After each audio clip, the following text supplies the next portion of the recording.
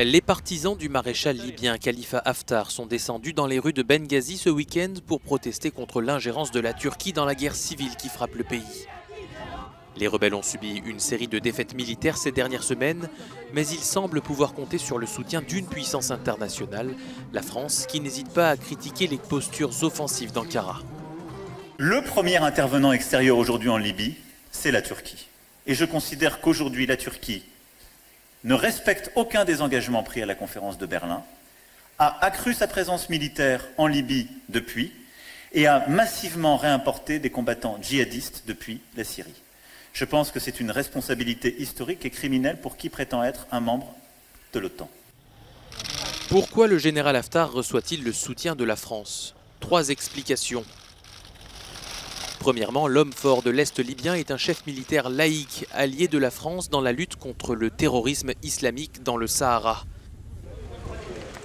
La France apporte une assistance militaire au président tchadien Idriss Déby. Deuxièmement, certains analystes affirment que la France souhaite obtenir un accès privilégié aux gisements de pétrole de l'Est de la Libye. Un accès qui serait facilité si Haftar réussit à consolider son pouvoir dans la région. Troisièmement, les Émirats arabes unis soutiennent le maréchal. La monarchie du Golfe est un partenaire économique majeur de Paris, un client non négligeable pour l'industrie française de l'armement. La France continue d'affirmer qu'elle ne soutient pas le maréchal Haftar et s'oppose officiellement à son offensive contre Tripoli, où siège le gouvernement dirigé par Fayez El-Sarraj, soutenu par la Turquie et reconnu par l'ONU.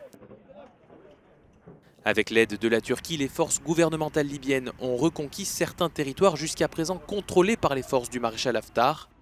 Dans l'un des camps militaires, un stock de missiles anti-chars Javelin a été découvert, des missiles achetés par la France. Mais Paris se défend et affirme que ces stocks étaient destinés à sécuriser ses propres forces militaires et ne violaient donc pas l'embargo international de l'ONU. La France affirme que son seul objectif est de stabiliser la région, après des années de chaos consécutives à la chute du régime de Mouammar Kadhafi.